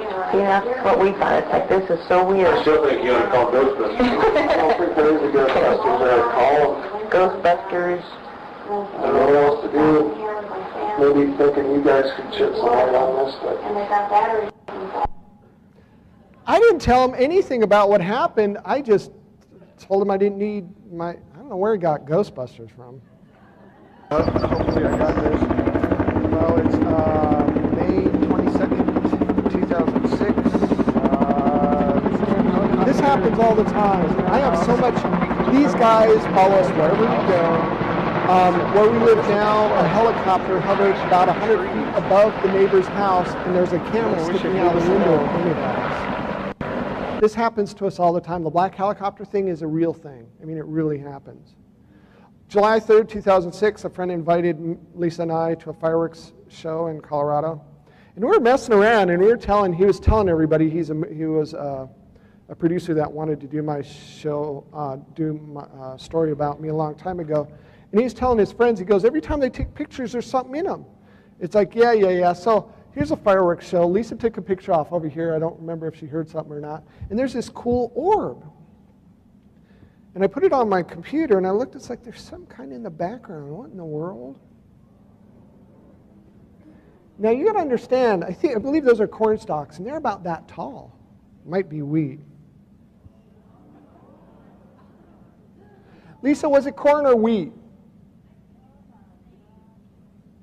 Just a field, just a regular field? I don't know what the heck they are, but there they are. September 28th, 2006, Lisa woke up, found me writing again. This time we had friends over. They watched me do it. People watched me do this. I guess I was saying things like, there's not enough room, I don't understand. And I'm sitting there with my eyes closed going, What's interesting about this equation is the bottom part. When this was sent to Dr. Jack Kasher, University of Nebraska, he said, you know, it looks like some kind of weird language. Let's send it to our language department. They said, yes, but we don't know much about it. Send it to the University of Oregon. They said, you know, it looks like some kind of Middle Eastern ancient language.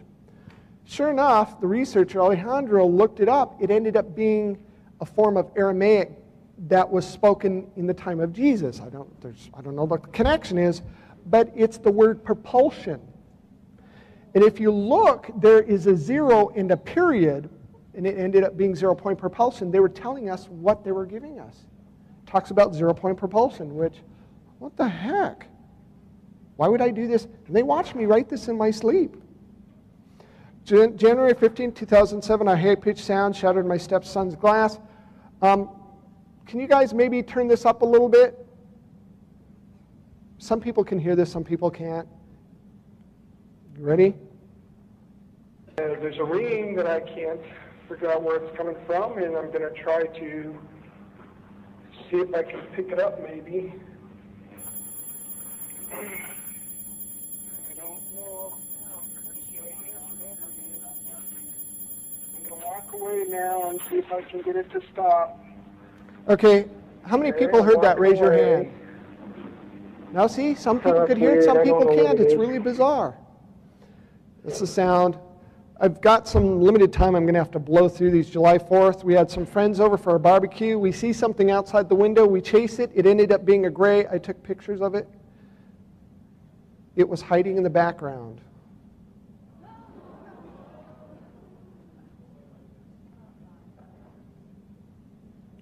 We were at the UFO Watchtower doing a conference. Paula Harris was there. Wherever I go, these things follow me. Usually when there's a big crowd, they'll show up. We all watch these UFOs. These two came together, split apart.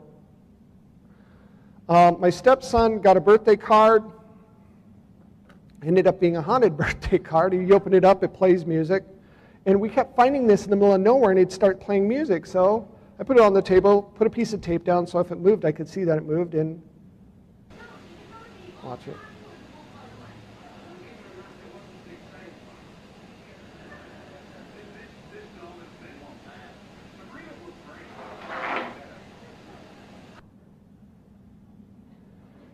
My camera mysteriously disappears.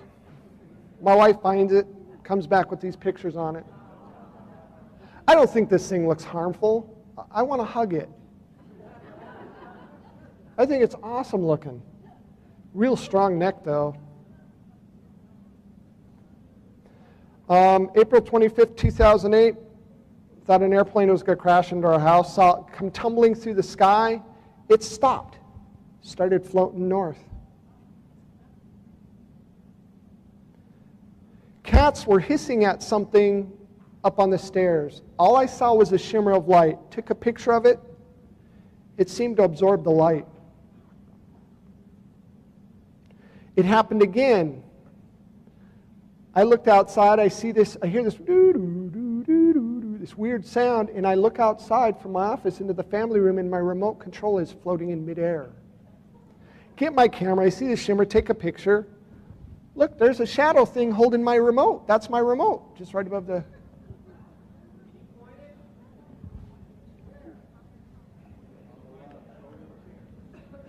Right, there's the remote, there's the shadow thing.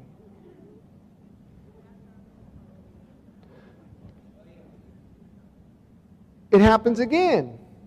This time the cat's playing with it. There's the cat right there. And look, the shadow's casting a shadow. Jumps up and it kind of disappears. Ghost hunters come over to visit. Are there less than 5 of you here? We had an EMF Thank meter, you. and I don't have time to show you all of it very because I much. don't want to miss the real important part. But we were playing with this there EMF meter, and it was 3 answering or less here us through this of EMF you? meter.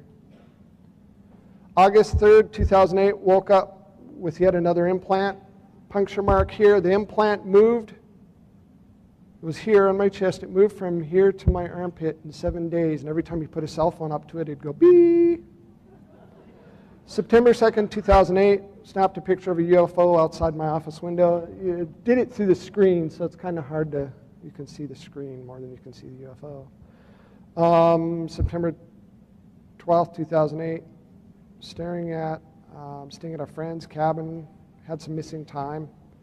That's when they took the implant out. You can see where it ended up. Everybody had missing time then, fluoresced under black light. November 17, 2008, a new administrator at Lisa's work. She had no idea what she was doing. Lisa couldn't stand her, and Lisa was going to quit. We got a call from Audrey. Yes, I'm here. Yes. Okay. She should not leave her employment. All will be dealt with today. Things will be much easier for her. Okay, so should I let her know? Hello? Hello? Hello?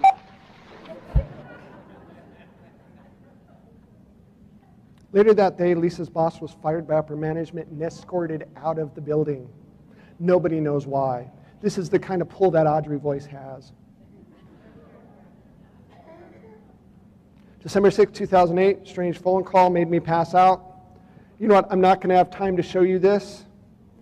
I can show you out there if you want to see it. Or if I have time, I'll come back because I want to be able to answer questions.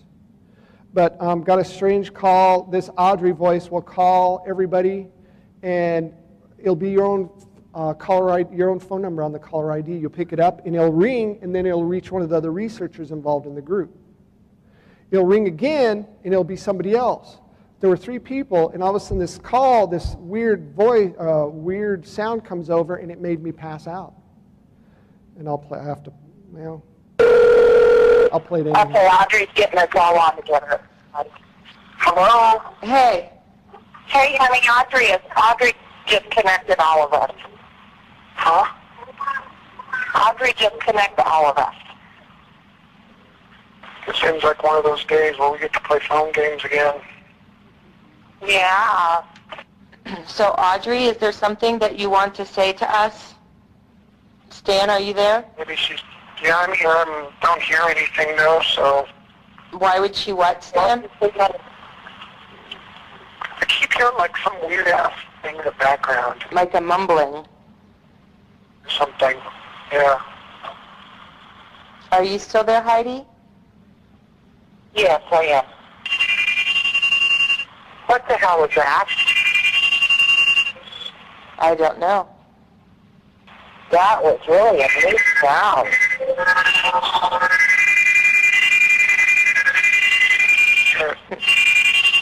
It's making me feel weird. You hear that, Stan? Real?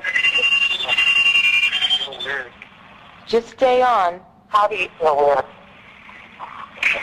Yeah, that's when I passed out. That's how I Hello? felt weird. Heidi, I'm here. Did we lose him? Stan? Let me bring Stan back in, okay, Heidi? Okay. Hang on. Okay.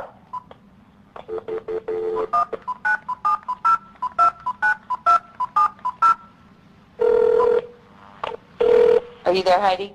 Yeah. Okay. Hello? Hey, April, is Stan there? Yeah, he's on the floor. He passed out. Holy She sounds shit. concerned, Oh my God, doesn't that she? sound made him pass out. May 27, 2009. This makes me emotional. I remember during my abduction experiences, and honestly, guys, I don't have time. I could do this for weeks. Get my book. It has a lot of stuff in it. I'm selling it here. But I remember seeing little kids during one of my abduction experiences, and some of them looked like me. Some of them were more human than not. We catch a little girl. I was out in my backyard taking pictures of our cats. We had already had an experience with one of these little girls showing up at a book release party that I had. I was taking pictures of the cats, and I see this little girl stand up and go running out the gate. We looked, and she was picking flowers in my backyard. She disappeared into nowhere. I mean, literally just disappeared. I'll let you look for a little bit. Look at the bottom part, and you can see her looking through the gates. We've gotten a call from these little kids calling me daddy. There are 3 women involved in my story. My wife, our friend Victoria, who became a friend because I recognized her from an abduction experience, and our friend Heidi. Apparently there are children out there from my experiences. There are 9 of them, and this is one of them. She grabbed the flowers, took off, ran outside the gate. When I looked outside, she left us a little bouquet of flowers on the front step. There was another incident where we were playing with the camera, and I see this figure standing outside. She's looking in the window. This one doesn't look very human at all. But I go out and chase her, and she runs away. It's raining outside, but she leaves a footprint. That's the size of her footprint. And see, there's flowers all around. The interesting thing about that footprint, this happened last summer, is in Colorado it gets cold. It snows, it freezes. There's the front of our house. The flowers in that area are still alive. They will not die, even in below freezing weather, where she stepped. Another UFO outside my office window. While talking on the phone, a little girl calls us.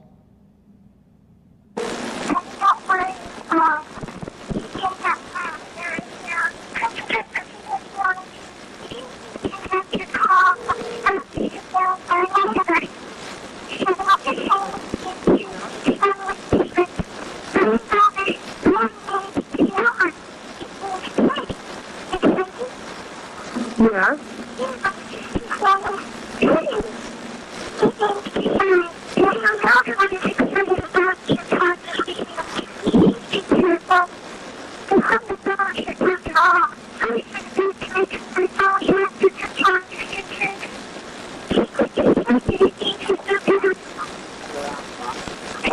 Hello?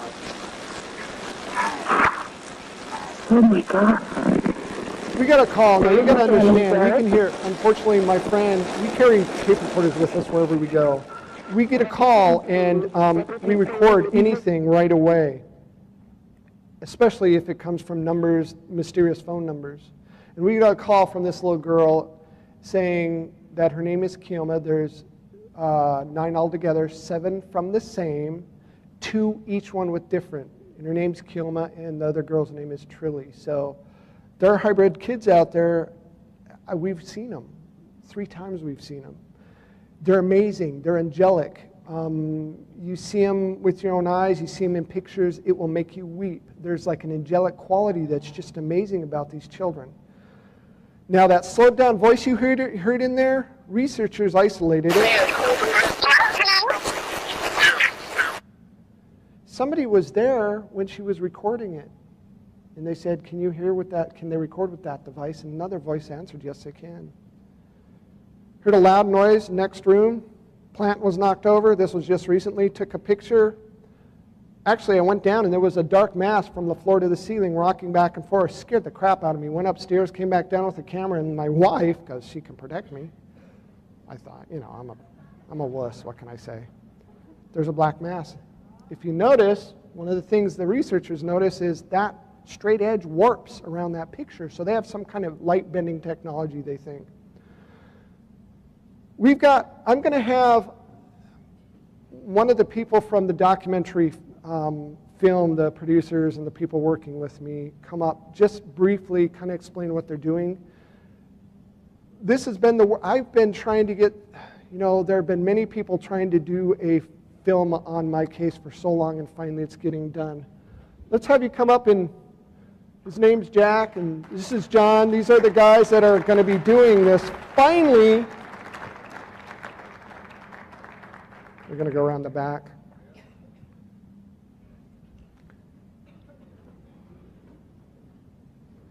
We've got like 13 minutes, so let's have you step up and here talking to my tie. I hate getting close to Stan. I never know what's going to happen. So, real quickly, Stan's going to finish up here, but my name is Jack Roth.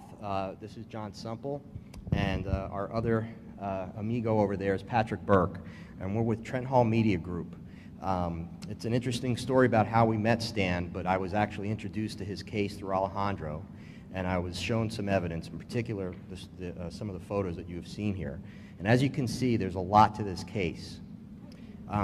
We realized very quickly, it's touching, it really is, and what we really wanted to do was, we realized how important it was to document this entire story, because bits and pieces had been on TV, and it didn't come across very well, because when you just see one thing, sometimes it seems like it's too good to be true.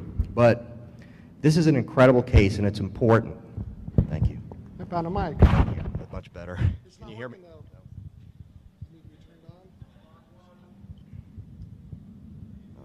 Test. No, okay, good. Okay.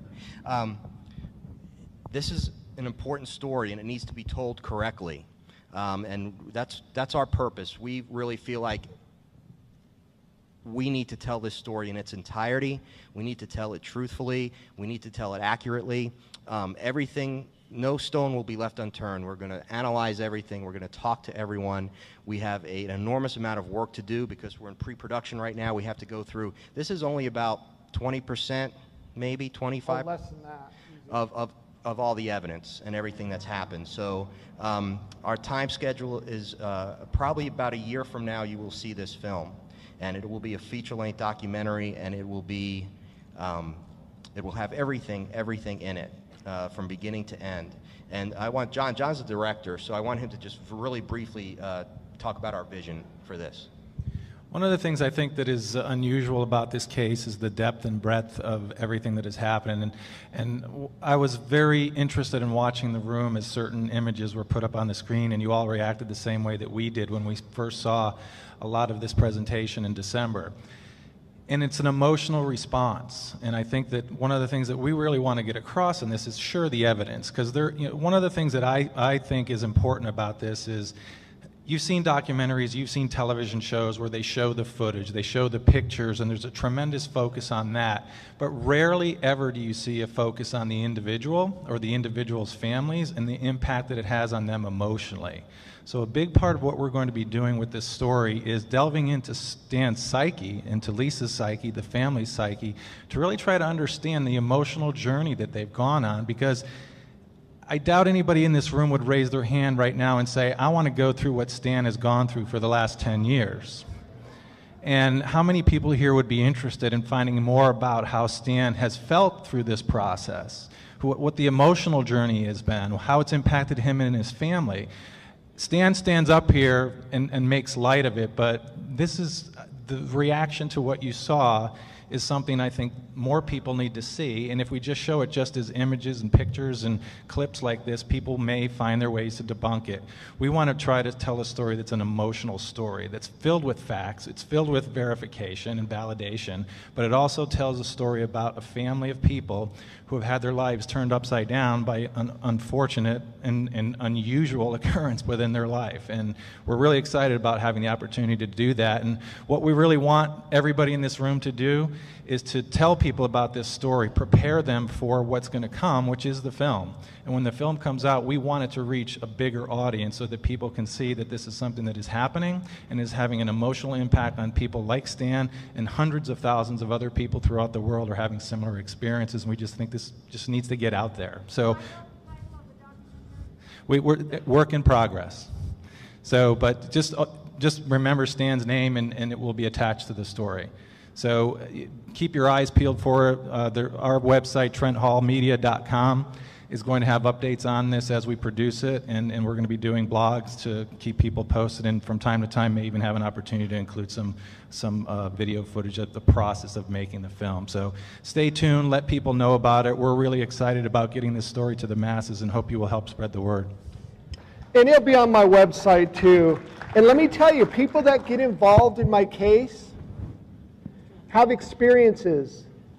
They aren't the exception. Everybody that gets involved in my case gets to see stuff. I do have a book out there, guys. It's a bestseller, amazingly enough. Come on, there it is. Even though I'm dyslexic, I seem to have written a best-selling book, which is baffling to me, but I have it for sale here.